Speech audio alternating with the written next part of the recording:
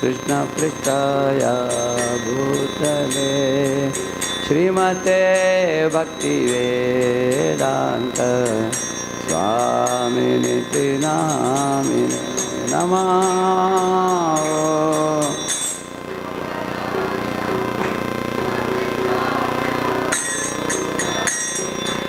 श्रीमते भक्तिवेदांत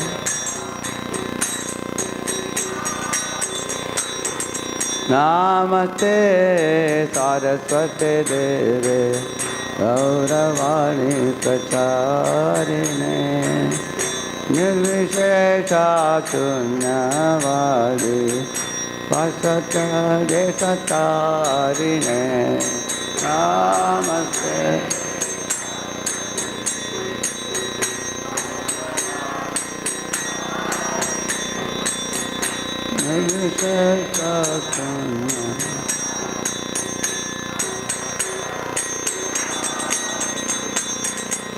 श्री कृष्ण चैतन्य प्रभु नित्यानंद श्री अद्वैत गदाधर श्रीवासादि गौरभक्तवृंद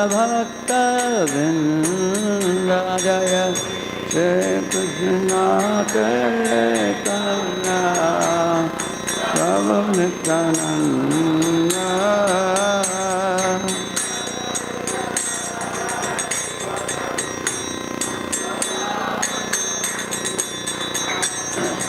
हरे कृष्णा कृष्ण कृष्ण हरे हरे हरे राम राम राम हरे हरे।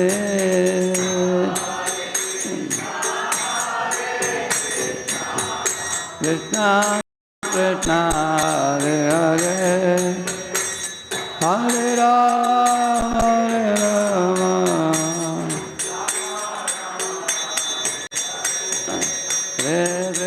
हरे कृष्ण कृष्ण हरे हरे हरे राम राम राम हरे हरे हरे कृष्ण।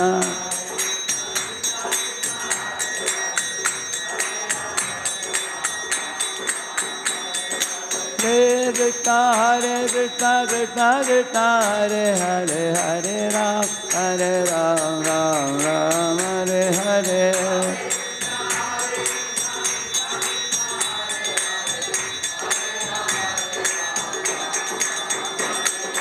राधा मदन मोहन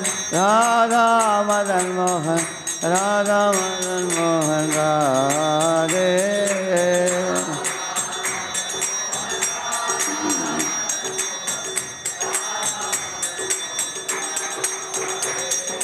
राधा वृंदावन चंद्र राधा वृंदावन चंद्र राधा वृंदावन चंद्र राधे राधा।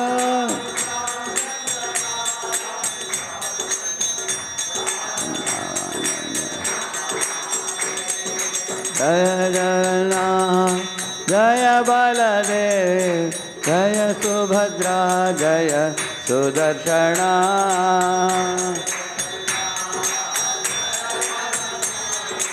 जय सुभद्रा जय सुदर्शन निताय गौरंग जय निताय गौरंग निताय गौरंग जय निताय गौरंग।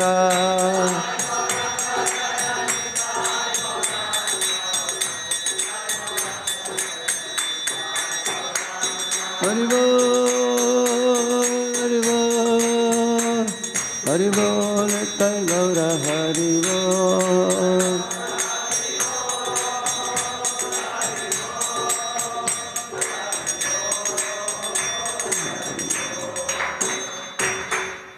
पावन हरिनाम संकीर्तन की श्रील प्रभुपाद की अनंत कोटि वैष्णव वृंद की निताय गौर प्रेमानंदे।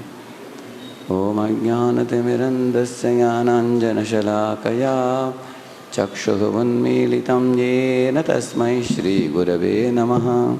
Shri Chaitanya Manobhishtam Stapitam Yena Bhutale Swayam Rupa Kada Mahyam Dadati Swapadantikam Vandeham Shri Guroho Shri Yutapada Kamalam Shri Gurun Vaishnavamscha Shri Rupam Sagrajatam Sahagana Raghunatanvitam Tam Sajivam Sadvaitam Savadutam Parijana Sahitam Krishna Chaitanya Devam Shri Radha Krishna Padan Sahagana Lalita Shri Vishakhanvitamscha Namavom Vishnu Padaya Krishna Prishthaya Bhutale Shri Mate Bhakti Vedanta Swamin Nitinamine Namaste Saraswate Deve Gauravani Pracharine Nirvishesha Shunyavadi Paschatya Deshatarine Namo Mahavadanyaya Krishna Prema Pradayate Krishnaya Krishna Chaitanya Namne Gauratvishe Namaha Vanchakalpatarubhyascha Kripa Sindhubhya Evacha Patitanam Pavanebhyo Vaishnavebhyo Namo Namaha Jaya Sri Krishna Chaitanya Prabhu Nityananda Shri Advaita Gadadhara Shri Vasadi Gaura Bhakta Vrinda Hare Krishna Krishna Krishna Hare Hare Hare Rama Rama Rama Hare Hare Om Namo Bhagavate Vasudevaya Om Namo Bhagavate Vasudevaya Om Namo Bhagavate Vasudevaya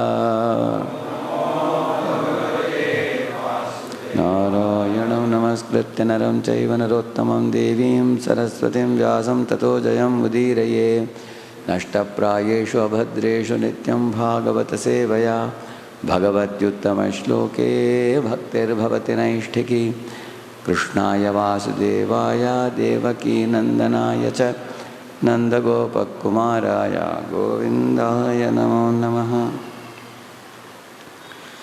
So this topic of integrity is a very, very vital topic for leaders especially. How it is very vital, you can understand from two pastimes from the life of Lord Rama and Lord Krishna. When Shyamandaka jewel disappeared, Satyajit spreaded a rumor that Prayaha Krishnena Nihato Manigrivo Vanam Gataha. He said, maybe I think Krishna has stolen away the Shyamandaka jewel from my brother Prasena and he has killed my brother. Prayana means what? Not that he said he did. All the suspicions are spoken as prayena. Prayaha means maybe, like that is spoken. So, this is the way the rumors are spread. Correct information is not given. False allegations are made many times. Nobody knows the truth. Maybe this, maybe that. So when the news reached Krishna's ears, of course it reached everybody's ears. Karne karne ajapan janaha. It is said from one year to another, second year, third year, fourth, it reached from one year to another year. So when Krishna came to know that, he thought all the Dwarkavasis will misunderstand him, that he killed Prasena. So he took out time to go to forest, find out exactly what happened. He figured out that Prasena was killed by a lion and lion was killed by Jambavan. Then Jambavan had the Shyamandaka jewel, then Krishna brought it back and then gave it to Satyajit. Told him, see, I never took it. This was taken by your brother and what happened, he told him. So the truth became evident to everybody and the doubts were dispelled. So once the doubts are dispelled, then people will have trust in the king. They won't have any more doubts. Similarly, about Lord Ramachandra's wife, there was a suspicion whether she was a woman of character or not. Of course, nobody will suspect the character of Sita. She is the Jagannatha. But nevertheless, there was one sinful wretch, one Dobi, who talked ill of Sita. But Lord Ram wanted to show, in English there is a saying, Caesar's wife must be above suspicion. It is said, which means the leaders should be spotless in character. Nobody should be able to point fingers to the leaders. That a leader should not have any wrong type of connection to money handling, or woman handling, or land handling, or gold handling, or people handling. That is called as a character. For example, woman handling means a leader should not have any illicit connection with any woman. Money handling means a leader should not misappropriate money for personal purposes. He should not siphon some money for some personal purposes. Land handling means a leader should not take land and put in his own name instead of ISKCON name. And when he is caught by the police, he says, actually I was thinking to give it to ISKCON, but not now, later. That is not acceptable. Similarly, gold handling means, gold always has caused problem in this world. Because it's a very dangerous thing to handle. Even Prabhupada said, if you accept gold gifts from the people and put it on the deities, it will unnecessarily create thieves. Sometimes even a pujari can become thief, Prabhupada said. It's very risky. Prabhupada didn't want our devotees to be offered with gold and ornaments. Pune, so many people came and gave gold. Some of the pujaris were adamant in taking, and we made a policy flatly, no, we don't want. Unnecessarily don't attract thieves. Places like Sri Lanka experienced the loss of thousands of Vaishnavas, killed. That's because Ulugh Khan became greedy for the mass of gold. Accumulated several kilos, thousands of kilos of gold stored in the big temples. But in those days, the king's protection was there. But then later on, when such protective kings went away, then the Brahmanas could not protect the gold. It's always risky. So gold causes murders and things like that also. Similarly, land, gold, women, money. What's the another one I said? People. Yeah, people handling means sometimes people feel that this leader has punished some people, those who don't deserve punishment. This leader has beaten up some people or given punishment beyond what they deserve. Why they speak like that? Because the person with grievance will go around telling everybody that this leader has given me big punishment, which I don't deserve. And people will take his grievance more seriously than the leader's decision. So therefore, we have to be very careful while serving justice. So the leader's character, is leader a cruel leader, an aggressive leader, or is he a compassionate leader? Is leader a looting or cheating leader, or is he a man of integrity? He will never touch any money for his personal purposes. Cleaner your character, more respectable you will become in the eyes of the people. Like people are foolishly thinking that Krishna danced with the gopis. So we have one full session called as Krishna's Rasa dance, can we imitate? We have one session on that. So then it becomes clear what is Krishna's standard. So any suspicion people may have on Krishna, we have to clear it by giving proper Shastric quotes and Acharya's references and everything. Then when you clear the people's doubts on Krishna, then they are able to surrender to Krishna more smoothly. Because as long as there are pockets of doubt, we are not able to surrender. It causes us reservation. It causes us keeping little distance. Correct, no? So that is why, what to speak of anybody in this world, even Rama and Krishna, even they were suspected. And they were taken to task, you can see that. What to speak of any other leader in this world? So that's why this topic is very important. And transparency is very important. Sometimes the leader tells one leader that, I am only telling you confidentially, don't tell this to others. I am making this decision. This kind of making private, making some plans and everything, that causes a lot of havoc. Therefore, transparency is required in a leader. So leader should be having transparency so that the truths are like a sun in the noon sky. Nobody can imagine if I am holding a watermelon in my hand like this, can I hide it from anybody? So truth should be like that, like holding a watermelon in the hand. At the same time, the leader also requires confidentiality, which is opposite quality. Why confidentiality? Everything about everyone need not be told to everyone. Like for example, X is having a problem. and X and Y are enemy devotees, for example. You don't have to go and tell Y all the problems of X. Then Y will have enough to badmouth about X to everybody. Correct, no? So leaders should know when to be transparent, when to be confidential. So that's why this is a very important quality. So wherever we left, we are continuing from there now. Okay? Please read this one. Where's the mic with you?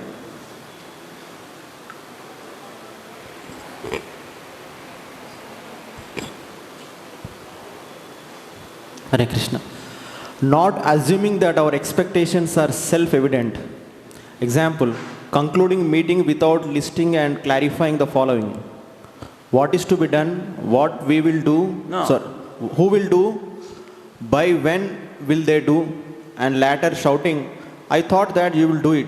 How can you escape this work? This is the most famous one. Say, for example, say somebody told you, Prabhuji, please arrange this room number 304, right? 304, Radheshyam Prabhu's program is there, slate programs. Please arrange the room, he said. So inside that stout word arrange, a lot of things are there. Correct? Now, sweep the room, mop the room, put on the fan and dry. After that, put the mats. And behind, some senior citizens will sit, arrange the chairs, and make sure this mic sound system is working, and make sure the projector is working. Prabhuji will want to connect. So all these things are included in that stout word. Please arrange the room, he says. Now he has told arrange the room and went away, but the next person doesn't know what all to arrange. He said, Prabhuji, arrangement ka matlab kya hai? Then some people just put this mat and go away. Then you will see sand flying here and there when the fan is put on, all people are coughing. He has not swept the room. Then he may scold him. Somebody sweeps the room but doesn't mop the room. Or somebody mops the room and puts the cloth over it. The cloth gets wet.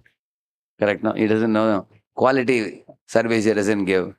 So the point is, whenever you tell somebody, you should give all the specifics, which are expectations. Otherwise, it's going to create some kind of fight. This you will often see. I told you, and he will say, you never told me that. He will say, no, I told you this much. I don't need to give you all details, Prabhu. That common sense you should be knowing. He will say. Then that fellow says, that means you mean to say, Prabhuji, I don't have common sense. Here. All this kind of fight will come. Correct, no? Like for example, one time we had a program in one of the student centers. So the cook asked how much prasadam you want. They said 15 people. So they were making a very good feast that day. Pulao, khadi, rasamalai, and gulab jamun. All that they were making, puran poli also they had made. Many items they had made. 5, 6 items they made for 15 people. But then suddenly they found 45 people came. Why? Because they said, Ganesh Chaturthi, all the boys are going home, they said. But the boys said, yes, we are going home, but not today. Tomorrow we are going.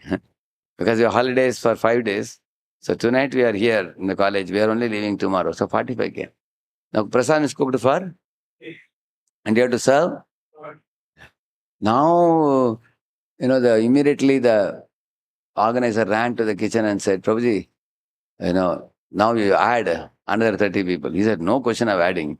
These are all special items. We cannot make. Not possible.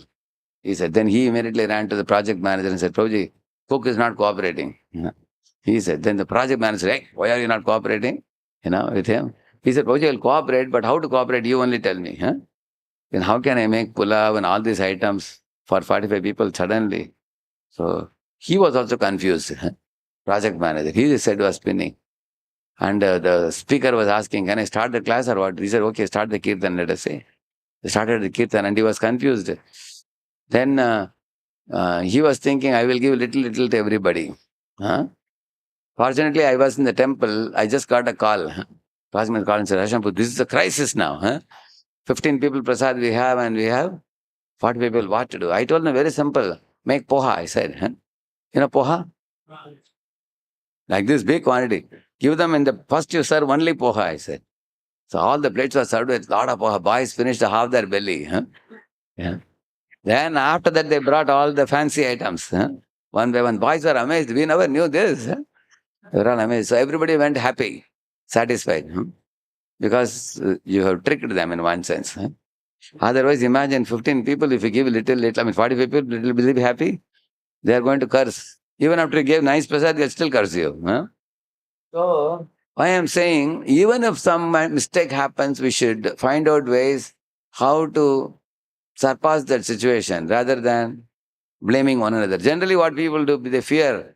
They throw the flying cockroach on others. Probably not me, him. And he throws on him, like that. Huh?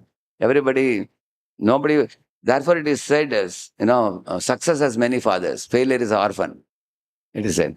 Everybody wants success story. If you say successful, everybody want to raise the collar. Pauji, I was also part of this, and they say. Some failure comes, people will catch their dhoti and run away. you know. That's why we should not assume that our expectations are met. In English, there's a proverb: assume makes an ass out of you and me, it is said. Assume. So don't assume anything. Be specific, be clear if you have any expectation from anyone else. Define what you want very clearly. So, for example, in one of the centers, just prior to marathon, one leader had a meeting. He called all the boys, 30, 35 students, and said, and he gave a 1 hour powerful lecture on how much Prabhupada wanted missionary spirit and distribution of his books. Prabhupada said, distribute my books, everything is spoke. And everybody clapped hands like anything. Huh? And then they cooked a big feast to inspire all the boys. But then the book distribution happened very meager. Very little books happened. The leader was very angry. He said, Arey, I gave such an amazing speech and such nice prasad we gave all of you, hoping that you will bring a big score. We had taken a vow of 4,000 books. We only distributed 400. Huh? Why nobody did it? Later on, when he brought the matter to me, I asked him a simple question.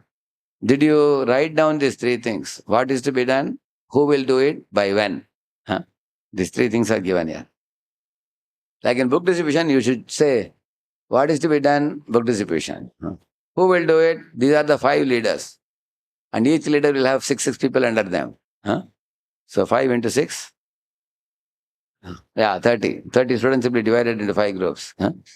Then, by when they will do what? Huh? So coming week, within 1 week, each of the groups, now we have a target of how much? Say 4,000 books. That means in 1 month, 4,000 books. Per week, how much? 1,000. Per week, 1,000 books. And we have how many groups? Yeah. We have 5 groups. Say, for example, 5 groups. So each group has to distribute. That means by end of this week, they should distribute 200 books. So each group has to distribute 200 books. Then we have to ask each group, where will you go? Then they will, Prabhuji, we are planning to go to that particular temple, it's very crowded. Another group will say, Prabhuji, we are also planning to go there only. They say, hey, don't go there. 2 people go and put a table, will be having a tough to catching fight. Huh? Both of you don't go to the same place. You go to different places. Then you decide there should be no clash. Send them to 5 different venues. At the end of the week, each of your groups should distribute 200 each. So in 1 week, you will find 1,000 books are over. Then again, one more meeting after 1 week. Then you will go where? So this kind of meeting you do, very, very result purpose-driven meetings you do, easily you can achieve the target.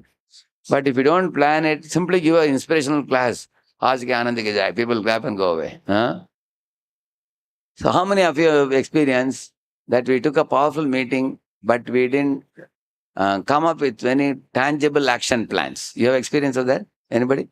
You have experience of that. So I will say something about this. Just 1 minute.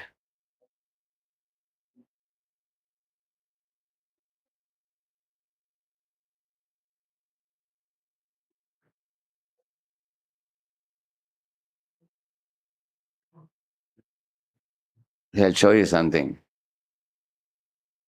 See, this is reporting to the GBC of American preaching. So we have KRAs, we call it. So here it's very small here. Maybe I'll show you in another place. And these KRAs are looking very small. Okay, I'll show you in another place.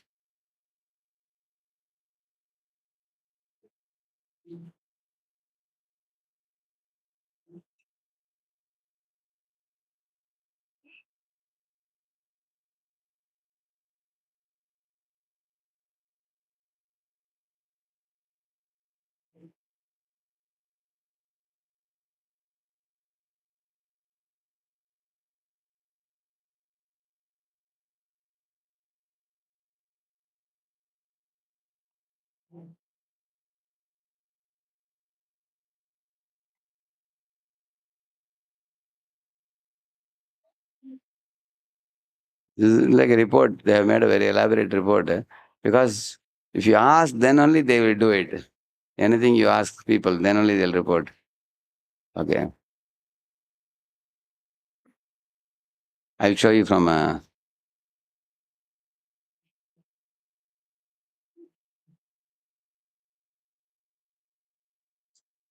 So,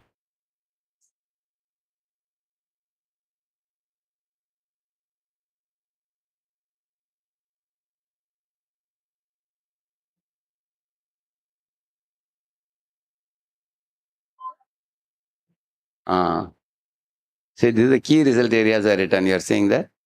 Uh-huh. See, the success that you achieve in any preaching has to be very clearly defined. Uh-huh.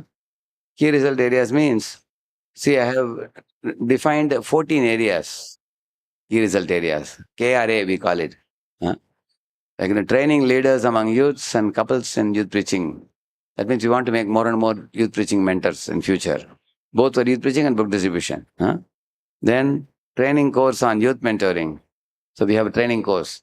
Then youth preaching expert advisor from India giving support. Uh, Senior devotee youth care training in Siddhant Sadachar Sadhana Swadhyay Seva. I'm doing that through online, 2 programs a week I do for the US preachers. Gathering contacts by Facebook, OTP, and GIN, and all those things. And then university club making, a university club. Then monthly youth festival, MYF we call it, in the temples. Big crowd of youths come. Then weekly youth program conducted by the mentors. uh, Then outdoor retreats. And then variety of youth programs, uh, all these things, different things. I've been starting new ventures in preaching.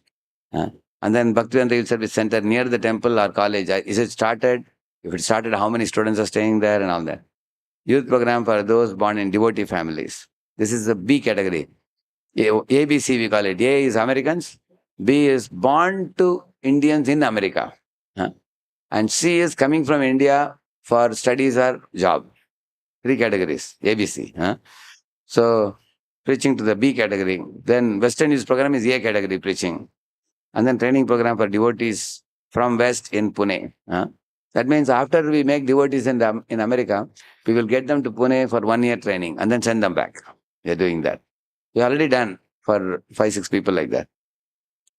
Some people have started joining also full time there. So now after writing this KRAs, then the next step what I do is, if you see each KRA I have taken and written subdivision. Maybe I'll put it in a Word file and give you all. I'll just take it like this. Hmm. So once I gave this, now all the 10 centers are sending report like this. Based on this they send. Then it will become very effective. See, question also I have given. Uh, So this I will take and I'll put in a.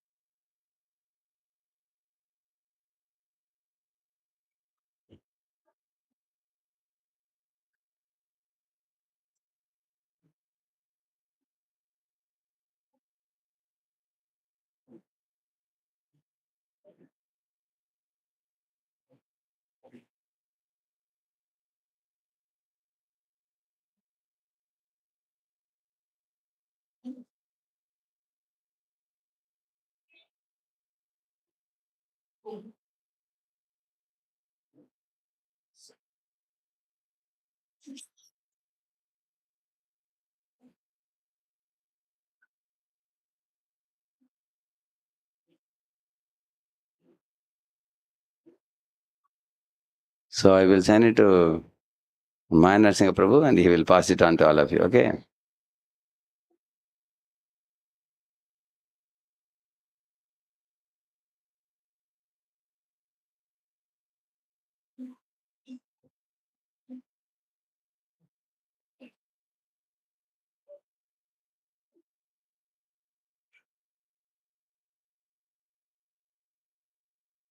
So, okay, this is the one. So whatever I am showing you on the screen, I am sending it just now. Huh?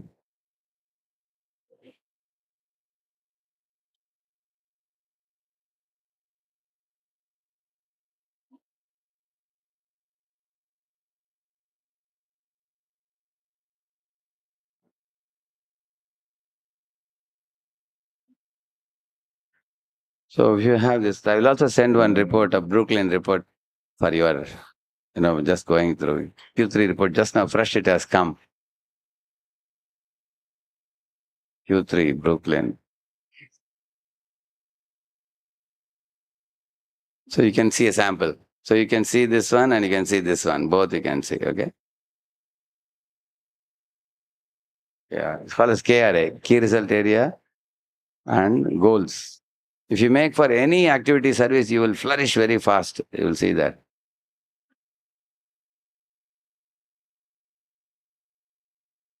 Okay, now I can show you this. So after writing this key result areas, for example, in our temple, now your morning programs you do, classes, this is one KRA, which is the BBRV training programs. That's one KRA. Now, evening new programs are going to start, I think, some programs. So that's another KRA we can make. Then kitchen department, book distribution department, and Rath Yatra. So each of these can be made into one KRA and further details can be written. Like for example, if you write here like this, see I am taking the first point here, training leaders among youths and couples. Youths means boys are brahmacharis and couples in youth preaching. And how do you train them? Sub points are written, objectives. Youth preacher training course, tailor-made discoverable courses for Western audience, weekly spiritual nourishment program for ongoing training of the teachers, through Bhaktavali. This I do 2 programs in a week I do. Wednesday, Thursday, Friday I do. And then book distribution course for reaching out Prabhupada books and getting youth contacts. So these 4 type of training if you give to the teachers, then they will do very well. So you have to empower the teachers like this. So each of it is written like this. Each point, you are seeing sub points. Like how to start a university club. You have written applying for starting university club, appointing a president for university club, organizing prasad cooking, availing monetary support, specialized training club. Basically, you write all the sub-steps activity. Let us take one example. Say Namrata Mataji is doing a Chetana festival in the temple. She want to conduct. What are all sub-points? Give her the mic, she will tell what are the sub-services involved in organizing a Chetana festival for the girls. Recently they did, I think Nitai Sevani Mataji came. Prabhuji, first we have to fix the date and venue. Okay. Invite the speaker and look at their arrangements of stay and prasadam and other details. Block the dates. And then prasadam management, decorations, altar, posters, advertisement, a collection of funds, which is very important. Then gifts and the aspects of the program, like what are the things we would be conducting during the program. Like we had competitions, prize distributions and other things also, drama, dance, cultural program, kirtan. So like this you write everything. Say for example, you wrote 20 things, for example. Then after writing the 20 things, what is the next step you will do after that? Then we prepare departments and we give departments to each. Okay. So you can group them in some, like for example, these 3-4 activities are of similar nature. So they can be put under one KRA, one heading. And then you appoint one devotee for that. So appointing devotees for each of those services. And some of those services have to be done earlier, some can be done later. Like preparing a poster should come at the end or in the beginning? The beginning, isn't it? And inviting people should come well in advance. Certain things you have to do it 3 months in advance also. Like for example, say you arranged everything, only the day before the event you are making a phone call to Nitai Sevani Mataji. Mataji, tomorrow we are inviting you for a program. It will be too late, correct, no?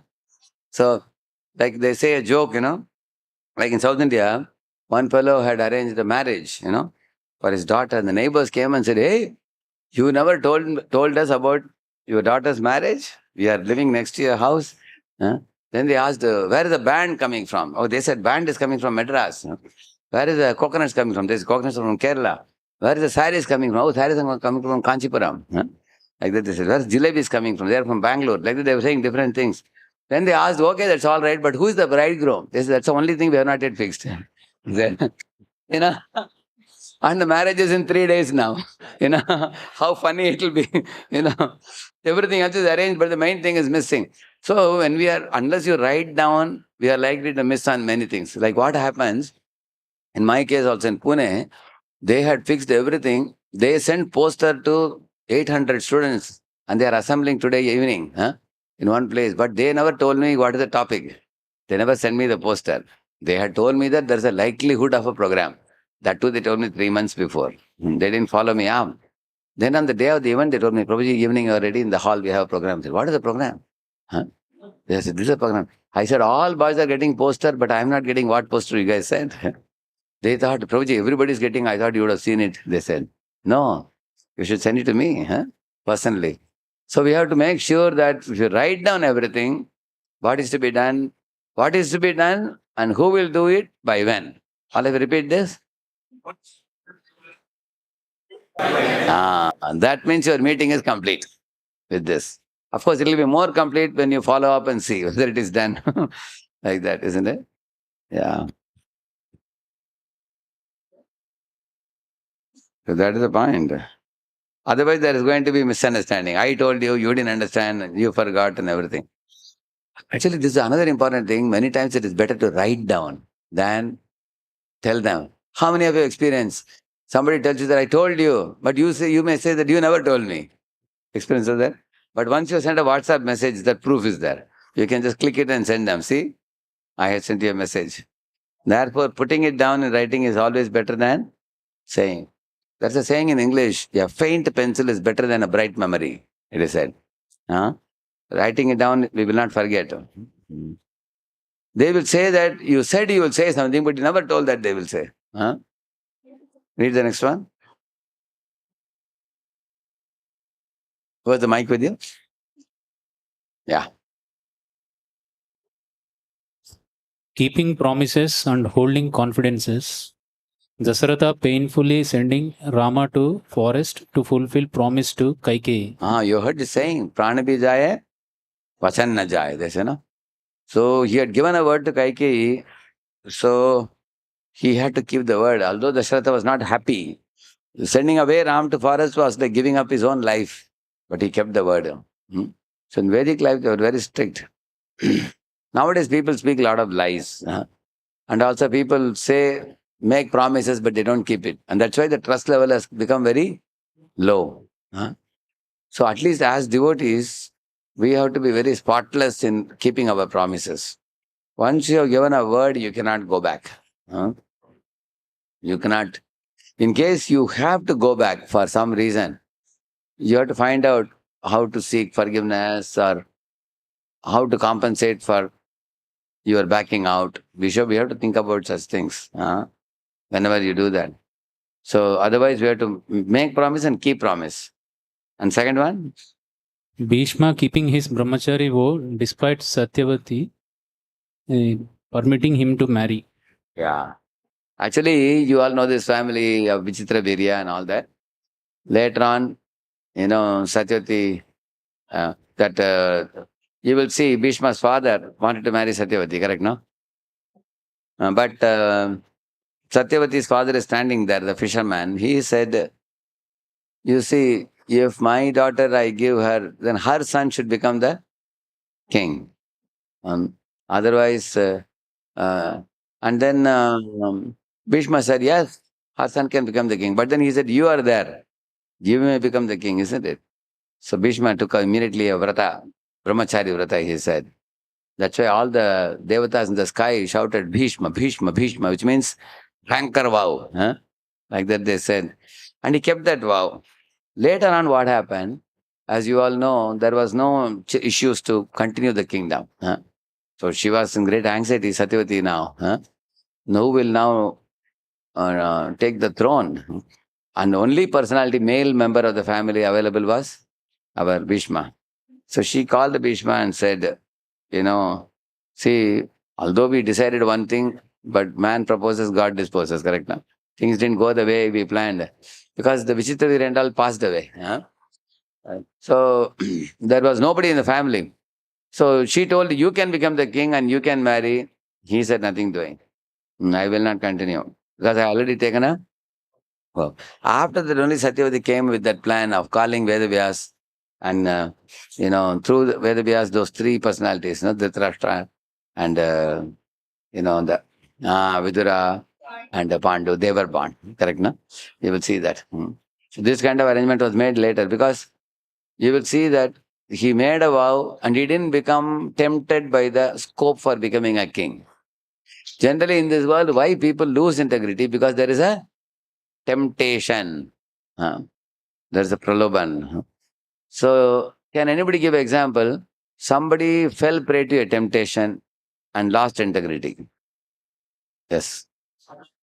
Ajamila. He fell prey to, he was a Brahman, he was actually a Sadachari Purush, but he gave up his Sadachar because of a tempting environment. Yeah. What else? Any other example? Yeah. How? Yeah. Yeah, actually, he was not supposed to unite with Madhuri because if he does that, he will lose his life. But then he lost his life because he could not keep the vow. It seems to me that you are thinking temptation means it's only lust. Temptation can also be with money. Somebody can tempt. In the Bible, you read, there was one Judas. He betrayed Jesus for some gold coins. Hmm? He was the one who showed where Jesus is so that he can be put on cross to the king because he was getting some gold coins. Something similar we read in the Takshaka also. In Takshaka when he came, Takshaka took on the form of a Brahman, correct, no? When he had to bite Parikshit when he comes. So he was able to sneak in by some bribery there also. So you will always find that people are ready to claim lives of people for bribe. You can see that as soon as a bribe is involved, the people get sold out like that. So the world has seen many people falling prey to temptations of and temptations of lust, temptations of money, temptations of post. Somebody says, if you can do this for me, I will give you that post. Then they're ready to do that. Yes. Yeah. That's true. Later on, Akrura was actually getting the blame of taking the Shamjagajwal and going away. Then Krishna called him, come back. Then he came back after that. Yeah. Such a great soul, correct now? Yeah. We can put this slowly without making much noise. Yeah. There you don't have fan here. Middle, it's not there. This also can put, I think it'll, at least some air will come for everybody. Yeah. Who is this one? Mantra, huh? Yes. Acha, why? Okay. Oh, is it? Okay. Only thing is they'll feel more hot, I think, huh? It's like oven. Are they? They cannot see. You can see. You can keep it. All right? All right? See here. Mantra is doing manthan. Karan. Who is this? And? Yeah, the sulking chamber, huh? Because this mantra, she told her, Kaikeyi, that you go to sulking chamber. Sulking means anger chamber. And there you open your hair. Don't wear any ornaments. Lie down flat on the ground. And the king will come and see you. Never talk. King will even massage your feet and ask, oh queen, why are you like this today? Why are you not happy? What have I done? I will do anything you say, tell me. At that time, tell him, now you give me these two boons. This whole plot was hatched by Mantra. You see here?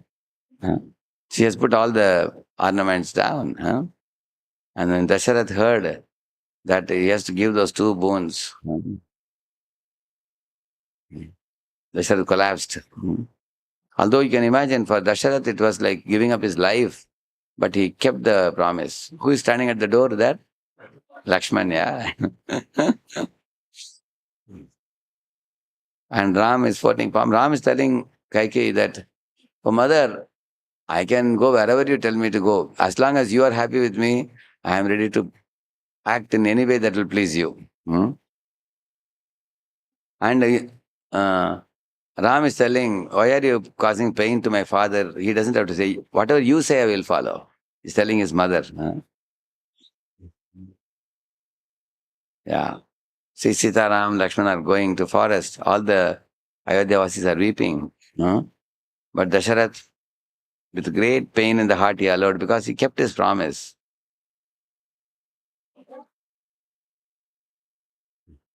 See, now Sumitra and Kaushalya are trying to pacify Dasharath. He's not able to take it. And you see, Kaikeyi is standing behind. Vasishtha has come. But this goes to show one thing, for this integrity to follow, it's extremely painful sometimes. Truth is bitter, as we say. Similarly, integrity to follow, sometimes you have to really punish yourself sometimes to follow the path of integrity, to keep your promises. But he was ready for it. Yeah. So, yeah. Like there are many painful situations I will tell you to follow integrity.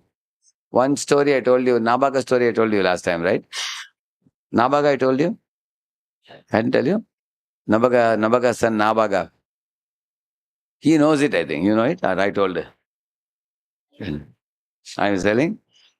See, Nabaga, this Nabaga's son, he stayed in Brahmacharya ashram for many long years. And then he came after probably 20, 30 years, came to home and said, I want to marry after that. So father gladly welcomed him. But the brothers said, hey, we have already divided all the property amongst ourselves. Now you are coming so late. Anyway, we have only one thing left, which is our father. Now we give our father as our share to you. And Navaga was such an innocent boy, he accepted father as a share.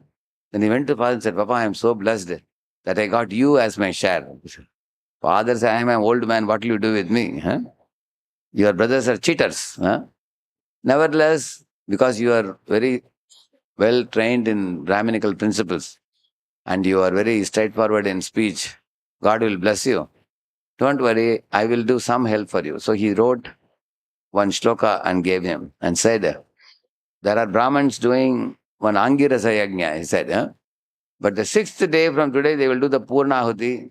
They will need the last line for offering Purnahuti, which they do not know. You go and supply them this, then they will become pleased with you. And they will give you abundant wealth, the remnants of the sacrifice. So this fellow went and waited there 6 days. He waited. 6th day, the sacrifice was about to be complete. Brahmanas were asking each other, what is the Purnahuti mantra? Then when he gave, they were very, very happy because without Purnahuti, the sacrifice is considered incomplete. So they did that and the sacrifice was successful. Then the Brahmanas were given their dakshina. And then they told him, whatever is left in this, yajna sthali, and there are a lot of gold and silver and everything. You can take all of that, accumulate it. So that was all accumulated into a heap. And Navaga brought one cloth to put everything and, pack it and take it. And that would actually be enough for his whole life. It will take care of his needs. But he was about to leave, a black personality appeared from a distance. He came in the front and he looked closely. He saw it was Shiva. And Shiva said, hey, Nabaga, don't you know? Anywhere sacrifices are performed, after the Brahmanas are given dakshina and the winding up is done, whatever is left for winding up, that all belongs to Shiva. There is a rule like that. Shiva said.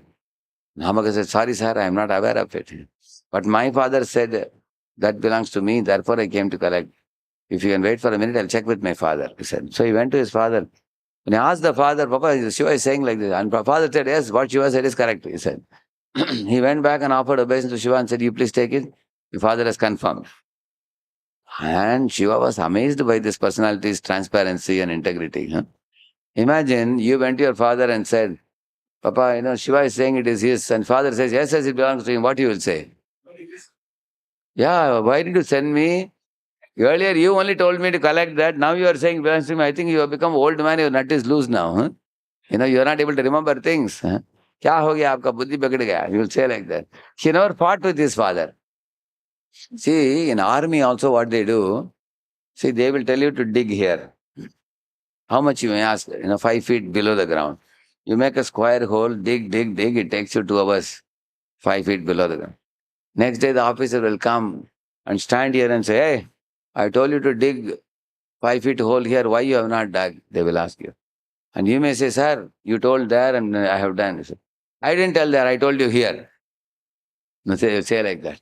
And then they will see your response, how you respond. So different people respond differently. Some people become angry. Sir, what are you talking? I think you have too many things to do in the office. Therefore you forgot. आपने इधर ही बोला, आपने जो बोला हमने किया. हमारे ऊपर आरोप मत लगाओ. Then they will remove him from the army. They will not accept him. And there are some people who will say, sir, actually you told me to do here only yesterday. I did it. Maybe I think you want me to do today here, I will do it. But आप ऐसा मत बोलो कि आपने नहीं इधर करने के लिए बोला. गलत मत बोलो. They will remove that. They will not accept. But if there is a person who says, sorry sir, I thought you told me to do here. Maybe it's my mistake. Now I'll dig it here quickly, don't worry. Give me 1 hour, I will do it. They will say, permission granted, join now. Because in army, they will have to sometimes change the commands. They will say one command now, the next moment they may change it. I don't know, any of you know this Maharaj, Ram Govind Maharaj, no? He comes here. He was in army. So he was in border security force, BSF. He said they will sleep with the shoes on, along with the uniform. Gun also will be in their side like this, even while sleeping. As soon as they hear the sound, immediately they'll get up. And they have to run immediately. And when they say, fall on the ground, you fall. Get up means get up. Shoot means shoot. Take the bonnet means take the bonnet. So they have to swiftly follow the order without arguing with the boss. If anybody is arguing, they are not fit for army. So that kind of commitment, surrender, dedication they expect in army when somebody joins like that. Now, why did I say that? Nabaga was like that, correct, no? Father first said, you can take the property. Later on, father said, you cannot touch the property. Give it to Shiva. And he followed it. He didn't argue with the father. He thought father is elderly. He knows better. I will follow what he says. So he went and offered obeisance to Shiva. Shiva told him, Nabaga, what a kind of man you are. I am deeply touched by your integrity and simplicity. And your obedience to your father also. He said, I am going to give you transcendental knowledge. But along with that knowledge, whatever wealth I said it's mine, that also I'll give you as a gift. You can take it. So both material wealth and spiritual wealth, he got both. And his brothers got only material wealth. He got both material and spiritual wealth. And that Nabaga's son is Ambarish Maharaj. Now you can understand the connection. That kind of son he got. Powerful son. So, his integrity is extraordinary. Similarly, Dasharatha, how painful it is for him to leave Ram. He's feeling like as if somebody is taking away his life, but still he is not ready to protest against Kaikeyi. That is the nature of integrity that great souls follow, you see. Read it? Yeah. Fulfilling expectations. I think you want to ask a question. Hare Krishna, Prabhu. So these kind of examples very much inspire that integrity is very much important as a leader. But we do also find in some instances in the scriptures itself that integrity itself is not all in all. Like even in the instance of Bhishma also was pointed out as finger because of his integrity, which was not so good in one way, because certain instances where he can take action because of his own attachment to his own vow, he did not do that. And on the contrary, we But see who says that? like No, my question is the comment you made now, which Acharya says that? I heard in one of the lecture. No, that lecture is given by one devotee. I know who it is. I know, that is his commentary. It's not Prabhupada's commentary. Okay. That devotee speaks on Mahabharata a lot, and he has given a lot of deficiencies of characters in Mahabharata, including Bhishma. And these commentaries are coming from people like, that Patnaik, Devadatta Patnaik and people like that. This devotee hears such people also. Then he makes such comments. Yeah, okay, Prabhu. So, that is the reason why I don't hear such devotees commentaries on Mahabharata, because they talk about the flaws of pure devotees. And then that kind of hearing, if you do, your respect for the great souls will diminish. Now you read Bhagavatam, commentary of Prabhupada about Bhishma, you will treat him as one of the 12 Mahajans. You have deep respect. If you hear this type of lectures, your respect for the great personalities will diminish. And this kind of commentary that he gives, I have never heard any Acharya give. If you tell me, Vishnu Chakravarti Thakur says, Sridhara Swami says, Jiva Goswami says, or Sanatana Goswami says, or Srila Prabhupada says, then I will agree. But this devotee is giving commentary because he is hearing many scholars' books. So what he says, this devotee, it looks like it is right, correct, no? It looks like it is right.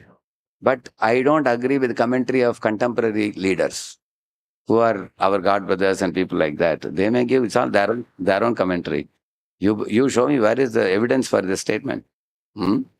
Actually, many people are hearing this type of devotees thinking they are very senior devotees, but it will seriously damage your devotion and your devotional understanding. Because these devotees talk about the deficiencies of great personalities like Bhishma, or sometimes even there are characters which are differently explained in Karmakanda Shastras versus the Bhagavatam. So now we are following the path of Bhagavata Dharma. That should be our mainstream activity. But when you read the Karmakanda Shastra also it has to be authentic. If this point which is said now, like if you see Karmakanda explanation of Draupadi getting the sari, it says that Draupadi got the sari because she followed Dharma. Therefore she got sari. But if you see Bhagavatam from point of view, Draupadi got sari because she took shelter of Krishna. So Karmakanda is useless in that sense for us, because they very much emphasize on following Dharma more. And our emphasis will be to surrender to Krishna more. The path of devotion, correct? No? So, from Karmakanda point of view, some other people will say that Bhishma ate the salt of Duryodhana and he was loyal to the ruling party. Or Bhishma was attached to the post and he wanted to not leave that position, which was given to him as a Kuru elder. That Prabhupada says. That is there in Bhagavatam purport. Like, why did Krishna tell Arjuna to kill Bhishma and Drona? Because these people were holding on to their position and not leaving. Even though they knew that what Kauravas did are totally wrong. Actually, you should go just like what Vibhishan did, they should have done. They didn't do it. So, when Prabhupada is saying some fault in such characters, which is a small, insignificant fault, we can repeat it as it is. But other than that, to insert anything else about these characters from some contemporary speaker's realization, I don't agree with that. Very risky for us. And tomorrow you will be questioned for the authenticity. Like, you ask me anything that I say from anywhere, I can immediately quote reference. That is our strength. We can, if you are able to quote reference of Acharyas, Tika and everything, it becomes easy for you. Because you don't have to, scratch your head to find out how to give the reference. Because when you talk as per the previous Acharya's references, one example I tell you, in Vrindavan, one fellow was giving a lecture in the Bhagavatam class. He asked, what is the meaning of 2 inches too short? He asked. Somebody said, Prabhu, we all know, everybody raised a hand. You know what devotees will say? Our endeavor and Krishna's mercy, everybody said. He said, no, because he thought everybody knows this. He wanted to give a new answer. He said, 2 inches too short means Radharani, he said. He said, what is this? He said, when Radha's mercy comes, then you will be able to tie up. Then they said, Prabhuji, but that means what? Yashoda also needs Radharani's mercy to tie Krishna? Like that, some people asked a question. Others were asking questions. Prabhuji, what is the reference? Where you got that from? He couldn't say. Now say he got it from, say, Narayan Maharaj, for example. I'm just saying. Some Gaudiya Mata like that. So people really were drilling him, asking where you got it from. So now Narayan Maharaj may say certain things which are not exactly like what Prabhupada says. So which is better for us to take? Prabhupada, we are whose movement? Prabhupada movement. Then if there are 2 versions, one said by Narayan Maharaj, one said by Prabhupada, we should take which one? Prabhupada said, that is simple for us. So that is one reason there is a great risk in going to Gaudiya literatures, which Like, in Gaudiya literature also, you should know which one to refer. For example, if there is one Acharya folio, in that books you can refer, there's no problem. Sandarbhas you can refer, books by Bhaktivinoda Thakur, Bhaktisan Saraswati Thakur, all that you can refer, there's no problem.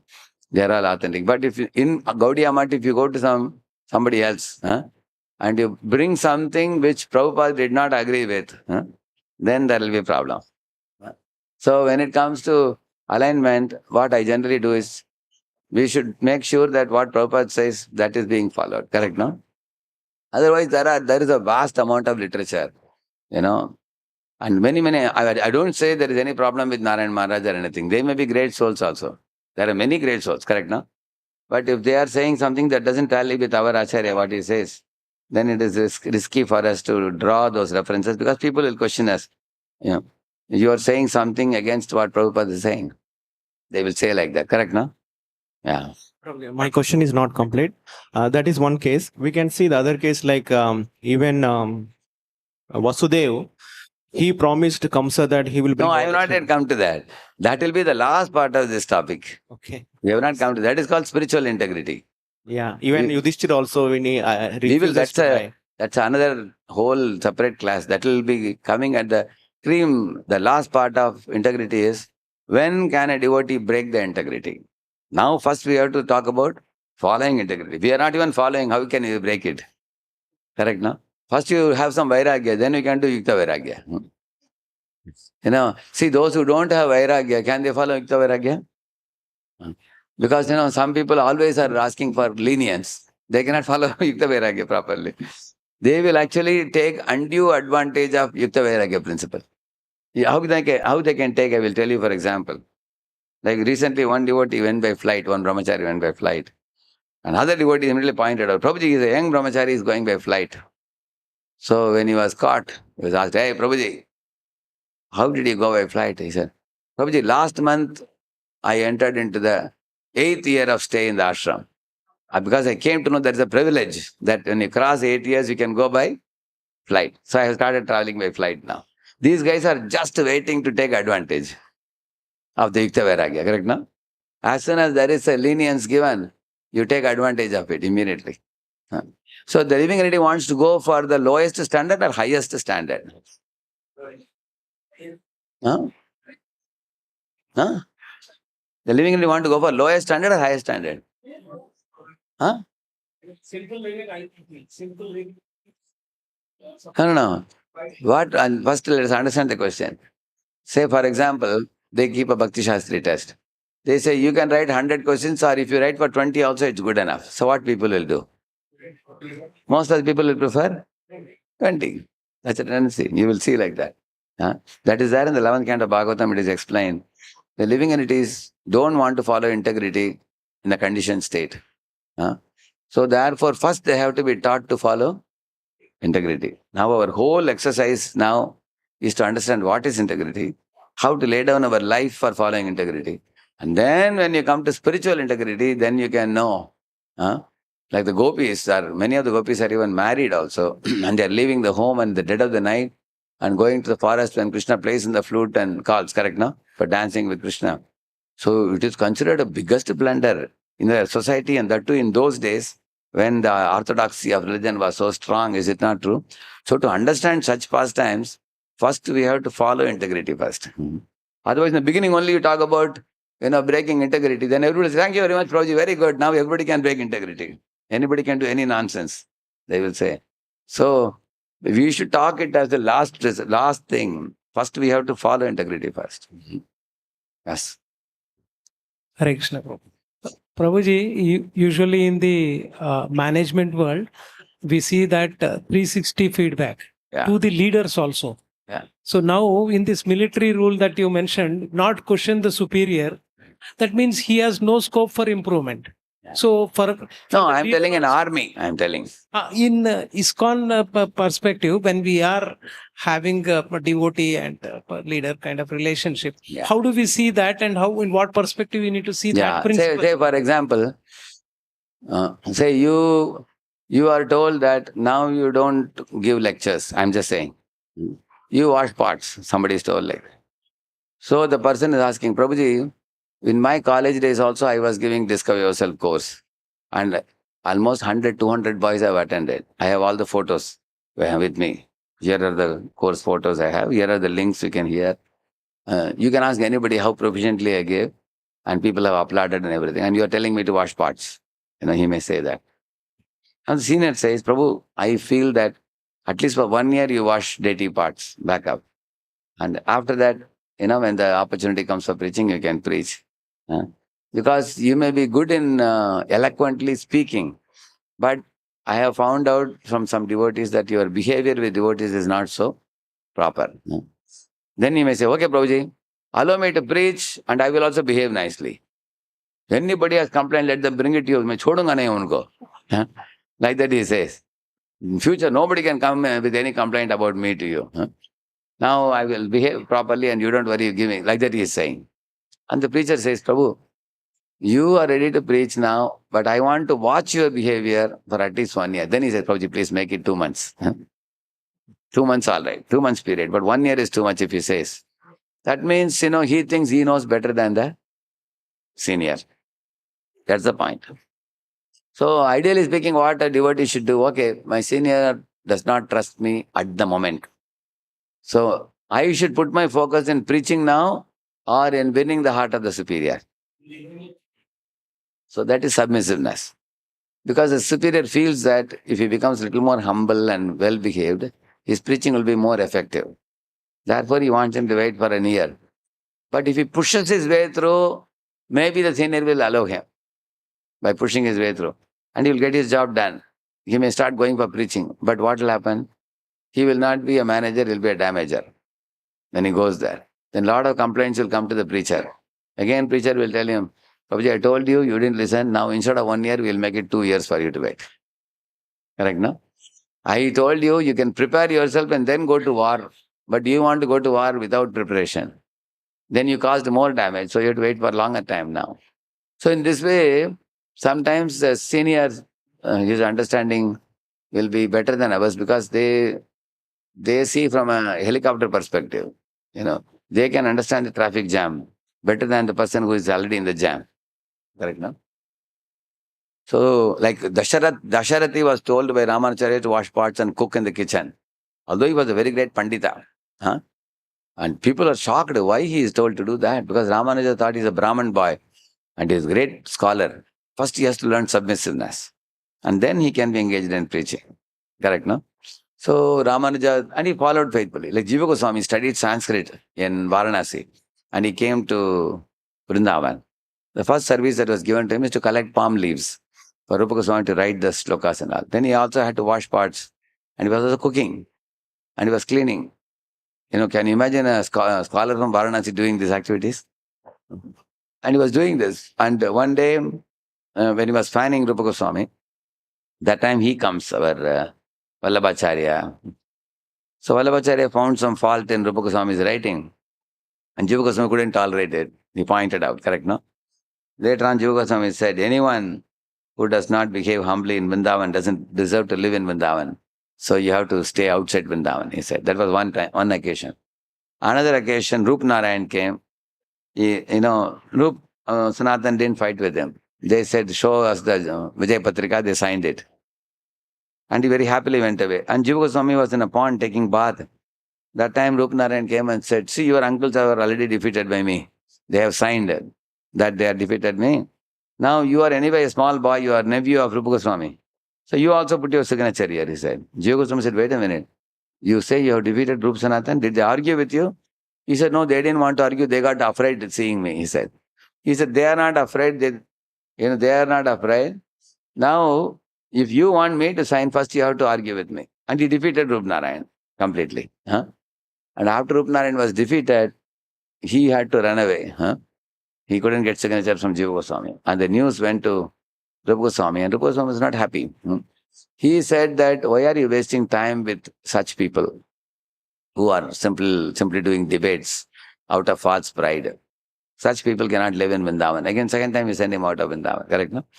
So in this way, Rupa Goswami's goal was to purify Jiva Goswami before he can offer him the order to write literatures. And then after all these instances, then Rupa Goswami called Jiva Goswami and carved one deity on his own, which is Radha Damodar, the deity in Radha Damodar temple. And he gave him as a gift and told him that, yes, now onwards you worship Radha Damodar and you can start writing literatures. He blessed him. Because the guru should feel the disciple is sufficiently qualified to do certain type of services. And the guru has the right to order a disciple to do something which may not be very pleasing to the disciple. Like Arjuna didn't want to fight, but Krishna told him to fight. And Dhruva wanted to fight, but Swayambhuvana told him not to fight. Priyavrat never wanted to marry, but Brahma told him to marry. Is it not true? Yeah. So, one may not want to do something, but if Guru says, Guru may have some plan, disciple should think that my Guru is above my ahankara, but my buddhi is below my ahankar. My ahankar is here. Mind, intelligence, false ego. No, my intelligence is below my ahankar, but Guru is above ahankar. So he knows better about me than, because with my intelligence, can I understand my ego? You can understand your buddhi, your indriya, but you cannot understand your ahankar. That ahankar is only visible to the Guru. If I am proud, I cannot know it. Who can know it? Guru can know it. Was Rahuguna aware he was proud? He wasn't aware until Jadabharata exposed him. Correct, no? So therefore, even our Romaharshana Sutta was not aware that he was proud. So therefore, we trust the Guru's intelligence in terms of judging our false pride and cleaning up our false pride by ordering us to do something which may not be very pleasant for us. So that type of submissiveness is required. Of course, nowhere people will give you like this army officer I told you. This is the extreme example. Napoleon was telling, my people are so surrendered that if I tell them to jump from this mountain, they will jump. We clapped and jump, and they jumped also, two people. That kind of command he was having. That is not what we do in Vaishnava line. Our gurus are very reasonable. Nobody will tell you to jump like that. Yeah.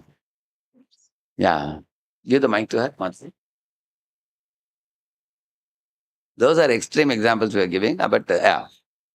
Prabhuji, of course, this Goswami's pastimes are very transcendental, but on other way, we have also heard that we should not hear, it's an aparat to hear anything negative about your Guru or even Krishna. You either argue back if you are capable, or you kill, or you leave your own body. Correct. So therefore, Jiva Goswami is glorified that when Rup Narayan was criticizing Rup Sanatan, he was not supposed to keep quiet.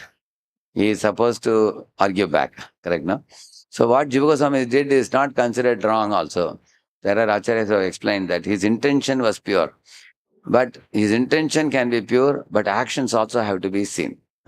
So ideally speaking, what Rup Sanatan might have expected Jiva Goswami, they might have expected Jiva Goswami that he doesn't waste time in defending. Rather, he could have said that my gurus have rejected you because you are simply argumentative. And they don't want to waste time in argument.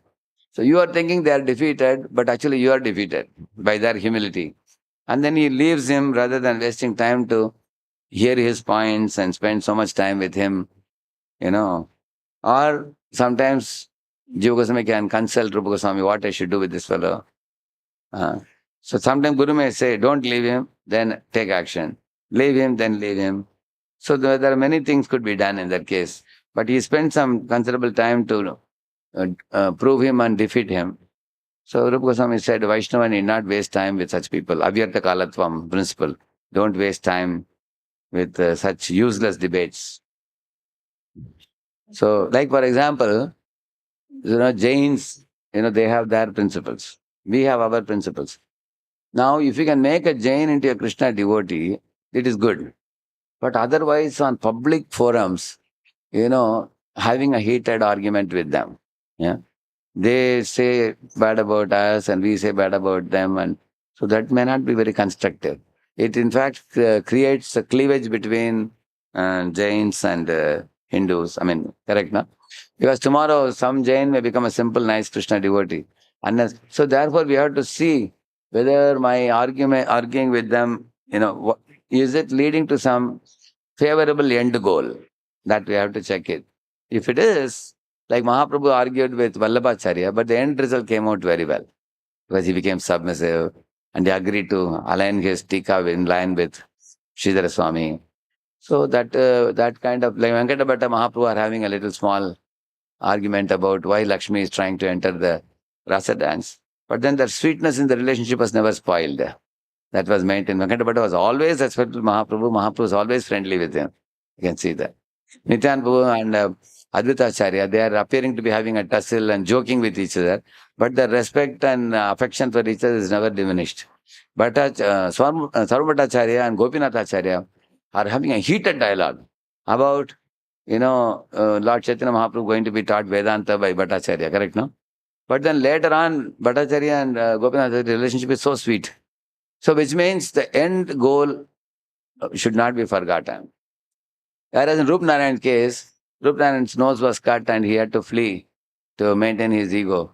So unfavorable outcomes are not things which are good to spend time with. Correct, no? It makes some Another sense. question. Yeah. I know it's out of context, but because the topic was there, we were discussing about Bhishma. So this, like, we also heard many different things, like why this salt thing, and then some people Why? that he had eaten the salt of Duryodhana, and that's why he did not react. Then some people say because he wanted to give pleasure to Krishna, Correct. the Veeras, and That is actually a transcendental reason. transcendental. Correct. But I still cannot convince myself why he and Vidura, they did not raise voice. Okay, very simple reason. Like, great souls is Mahajan. They know that if they take action and protect Draupadi, then Draupadi cannot call Krishna. If she doesn't call Krishna, Krishna cannot be glorified. That he helped Draupadi in a helpless situation. Correct, no? If Pandavas, even the Yudhishthira Maharaj and other Pandavas, they were having strength enough to protect Draupadi. If they protected or the Kuru elders protected, then Krishna has no role there. Correct, no? They are intuitively instructed by Krishna to behave that way.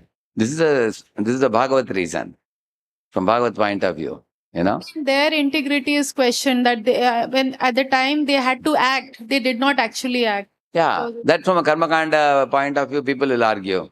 Like even our Yudhishthira playing gambling match, many people argue why he did. If you read the Mahabharata, it says that he actually wanted to respect Dhritarashtra's invitation. He couldn't say no. So he came.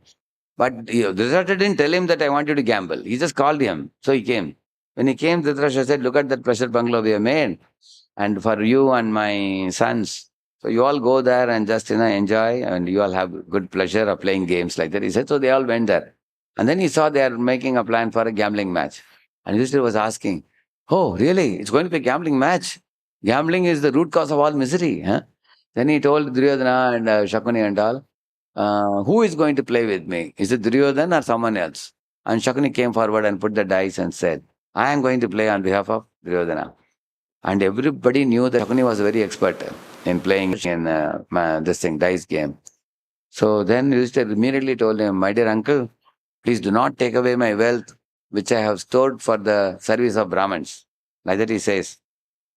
And then he asked, uncle, is it a game without keeping any stake, or we have to keep something in stake?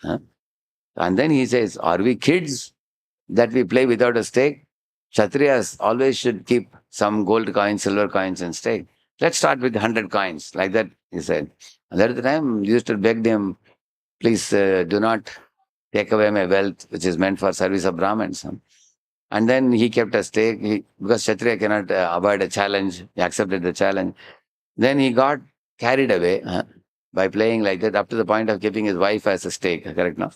So he cannot do such things, because just like Parikshit put a snake in the neck of Samik Rishi, it's by the will of the Lord. Similarly, Yudhishthira playing gambling is also ultimately will of the Lord, without which such great souls cannot do such things. Correct, no? That is from the Bhagavad point of view. Now, for us, there is another lesson from this side angle. We should not do gambling, because gambling is so intoxicating that you can get carried away. That's one lesson we can learn. Even so great souls as Yudhishthira can get carried away. Similarly, with respect to Bhishma, Prabhupada says, Bhishma was on the wrong side, so he was finished. So we should be on the right side, be on Krishna's side. That's one lesson. Another lesson, Bhishma agreed to stay in the Asat Sabha. Therefore, he was destroyed. And one should not stay in Asat Sabha. That's another lesson. And then, even if one is loyal to the ruling government, but if the ruling government is envious of Krishna and devotees, then one will be destroyed. So, in this way, many lessons can be also drawn for one's personal application. But at the same time, these lessons, what I am telling you, these are there in Prabhupada purports. They are directly there. I have read it in the Bhagavatam purports also. Prabhupada, in Bhagavad Gita purport also, there is one of these three I told you.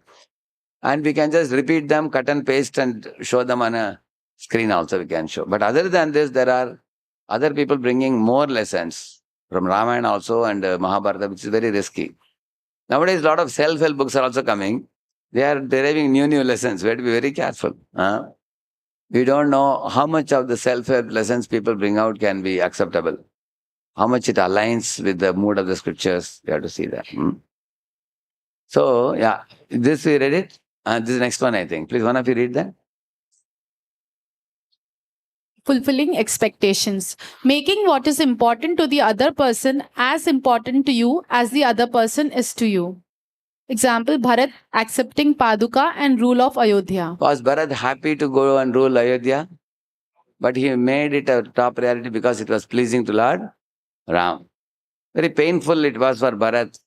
But then he accepted the Paduka on his head and went and kept the Paduka on the Simhasan and accepted what Rama said. And another example. King Priyavrata accepting married life on order of Brahma and Swayambhu Manu. But Priyavrata was Gandhamadana Parvat under the guidance of Narada Muni. He was a renunciate and quite happily living in the ashram of Guru and peacefully practicing Krishna consciousness. And he had a plan to go back to Godhead peacefully.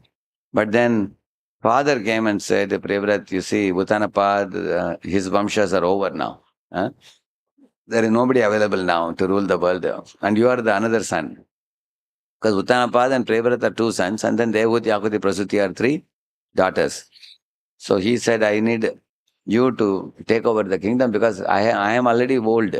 I want to retire now. I can't rule the world anymore. But he politely refused to his father and said, no, Papa, I am not interested. Find out someone else. But he couldn't find anyone else. Then he reported to Brahma. Then Brahma is like GBC. Brahma is coming. Now Brahma is coming in the swan carrier along with all associates to the Gandhamadana Parvat, and immediately, everyone understood Gambhir Mamla matter. Three Mahajans are involved in this pastime. Narada, Swayambhu Manu and Brahma. So now Priyavrata was wondering whom to follow, isn't it? Now as Brahma came and spoke, Narada understood because Brahma is Narada's father also. And Guru also. For Narada, Brahma is Guru and father. Although Swayambhu Manu requested and he could refuse, when Narada saw that his father and Guru is requesting, then he told Priyavrata, okay, go ahead.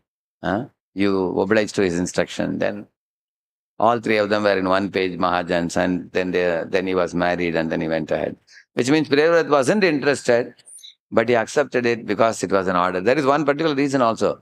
Brahmaji said he found a script in Priyavrata that he had ability to rule the world. The Kshatriya tendency was there. He said, therefore, it is better for you to take up that rather than be a renunciate. Otherwise, the world will suffer without a capable leader. Then he accepted that. That means making what is important to Brahma as important to you as the Brahma is important to you. Like that. That's the meaning of that. Yeah, the next one. Yeah. Can admit personal difficulties and seek help. Mistakes of mind, judgment, misunderstanding. Ajamal's mistake. Yeah. So when Ajamal went to forest, he saw some dirty side, but his intention in going to forest was to pluck flowers. Correct, no? So he didn't intend to do anything bad in the forest. Correct, no? So, but then he saw that sight, unfortunate sight, and then he got bewildered by that. Ideally speaking, one should admit personal difficulty. He should have come back and told his father, Papa, I saw a very bad sight, I am very disturbed. Then father might have taken him to some Vaishnava Guru and given a mantra and purified him. He didn't take help of the father. Huh? He didn't tell his wife. He didn't tell his father. Huh? But he kept it with himself and kept meditating. And the result was he became putrefied, contaminated. Then he brought that lady, society, low-class society woman, into his house as a servant maid and started getting close to her. And then sent away his wife and parents and then all. So then he became very wicked after that. So his weakness in the early stage was a mental mistake. But later on, the weakness turned into wickedness. In the case of Ajamila, when he drove away parents and wife, that's a very big blunder it was. See, Dhruva also had a weakness of greed and envy. But that didn't turn into wickedness. That turned into victory. Because he went to his mother and revealed his mind. Therefore, we have to reveal the mind. Whenever you get weakness, we have to reveal the mind. If you don't reveal to some great soul and take help, then that weakness will turn into wickedness. Not only you have to reveal, you have to take good advice and apply it also. Like Dhritarashtra revealed his heart to Vidura, got good advice, but he heard and left it from this year. He didn't follow. That means three types of people. Some weak people never reveal and they become wicked. Some weak people reveal and hear advice and they leave the advice. Some weak people reveal the mind, take help and implement, apply in their life. They go from weakness to victory. Another example is Arjuna. Arjuna had weakness in the beginning of battle. And Krishna told him, Klaimyamma, smagama partha, he says that. Give up this petty weakness of heart. And then he heard Krishna and then he turned that weakness into victory. Correct, no? So weakness to victory is wanted, not weakness to wickedness. So for turning weakness into victory, you need one quality of integrity, which is ability to admit our personal difficulties and seek help. Because it makes us feel not so happy. If I am going to tell my weakness to my guru or seniors, what will they think about me? Hamara image kharab ho jayega unke aankhon mein. I am in their good books. Now they are thinking I am a great soul. Now if I tell these things, tomorrow probably they may not give me some big post or position, or they may not trust me for some very important thing. So how many of us, we want to be in the good books of our seniors? That's all of us, correct? Na? But at the same time, we should not fear to reveal our shortcomings also. Because if you reveal the shortcoming, they will know both sides about you and in a balanced way, they will give you something. So that is the point. See, here the mistake of heart is ill intention, like Indra. When Indra was pouring down hailstorm, Krishna laughed and told the Vijayavasis, this is not proper seasonal rain. This is not the way the rain is supposed to come. This fellow is one raindrop is like one elephant. He wants to beat down the cows and calves. So that was a mistake of heart. With bad motive and ill intention, he was sending the rain. Brahma also with ill intention, he was trying to hide the covered boys and the calves. Daksha also. So these are opposite examples. Okay. See, this is one interesting thing. Read this, one of you. Srila Prabhupada's integrity. In Srila Prabhupada's life, we may see that in that short span, he traveled around the world a number of times, preaching and in the process, establishing temples around the world. But still, he was never attached to any of this.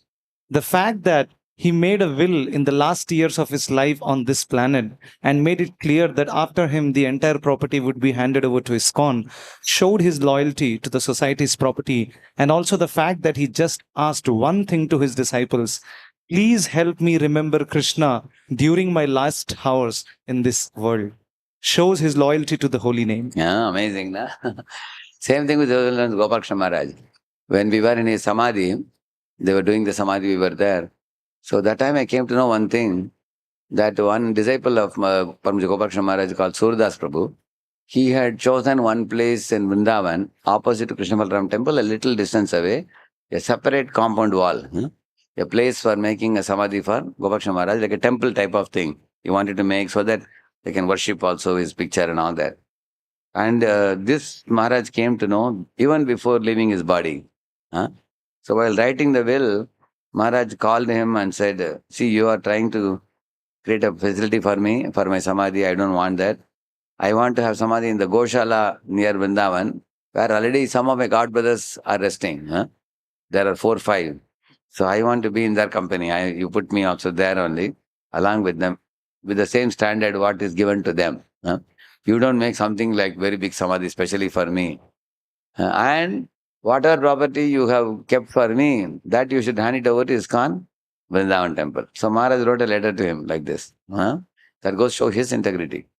See, if he wanted, they would have worshipped him like Prabhupada's Samadhi is made in Mayapur, like that they make another one for him, which he didn't want. That goes to show his simplicity and unassuming nature, and just to be with other God brothers. Very great integrity it is. That means, privileges are given, but you will not take advantage of privileges. That is also integrity. Yeah, read it. Accepting full responsibility. Yudhishthira weeping after Kurukshetra war. Yudhishthira said, for Rajya Sukha Lobh, so many crores of people were killed for my sake. So he cried. So one fellow cried before the war, one fellow cried after the war. But from both their crying is transcendental crying. Why? Because something great came out. When first fellow cried before the war, Bhagavad Gita came out. When second fellow cried, Vishnu Sahasranam came out. That means both these fellows crying is great crying. Not like our cry. We may lament. Their lamentation is a transcendental lamentation. Yeah, and then? Avoiding hidden agendas. Hidden agenda. Bhasmasura worshipping Shiva to get Uma. Yeah. What was the hidden agenda of Bhasmasura? He apparently was worshipping Shiva, but his goal was to get Uma. That is Shiva's wife. As soon as he got the bone, touching the head, he can break the head. He started chasing after Shiva. And Shiva was fleeing for his life. On the way, there was one, in one of the Puranas, this story is said, that there was a beautiful Bharatanatyam dancing girl. He saw her and he became allured by her. And he stopped. And then he asked her, and then Shiva is hiding behind. You are seeing that behind? That is Shiva behind the tree. So he told this lady, directly proposed to her, oh, you look so beautiful, can you marry me? She said, no, I am going to marry only a Bharatanatyam dancer, she said. Somebody who can dance like me. And this fellow told her, oh, then why don't you teach me dance? Then I can also learn dancing, and if you are pleased with my dance, you can marry me. She said, okay, no problem, come. Now she's teaching him Bharatanatyam, how to dance, moving the hands. And she danced and a very fast dance she did. He also did very fast dance. Finally, she kept the hand on the head like this. So he also kept. And then you know what happened. So this is there in one of the Puranas. So that is Vishnu comes in the form of a woman. Like that. So Bhasmasura had a hidden agenda to get in a Parvati. So knowing and being consistently honest. You all know this Satyakama Jabala, correct, no? You know this story? Satyakama Jabala? Yeah, actually, Satyakama Jabala was a boy studying in a Gurukula. Guru asked him, what's your Gotra? He said, I don't know. He said, who is your father? He said, I don't know. Find out. So he went to his mother and asked. His mother said, oh, I am born in an extremely poverty-stricken family. I have no mother, no father. I was anath. When I was single, I had no food to eat also. And I served in the house of many men. And in this way, sometimes I got into polluting association. I don't know, you were born to whom? Some men exploited me. So she said, and he exactly told the same thing to Guru, without hiding it. Guru said, now I don't need to know your Gotra, you're a Brahman, he said, because you speak truth. Brahman can speak truth even to an enemy also. Like Drishtadyumna was supposed to kill Dronacharya. Still Drona accepted him as a student. Okay, this we will see next time. Avoiding duplicity. Till now we are talking about following integrity. Next time we will talk about avoiding duplicity. Srila Prabhupada ki, Gaur Bhakta Vrinda ki. Thank you. So, actually, there is a morality and there is a transcendental morality. Similarly, there is integrity and there is a transcendental integrity. Like if a cow is chased by a butcher, who comes 5 minutes later and a cow entered into a hut. So what you should tell the butcher? You should tell the truth? No. You should tell him, I didn't see. Then he will run directly and then cow will be saved. So we should know how to apply the integrity and when you can bend a lesser rule for a greater rule. That we will learn next time. After finishing the duplicity, we will learn further. Huh? Thank you very much. Hare Krishna. I will just check the calendar. When is the next class?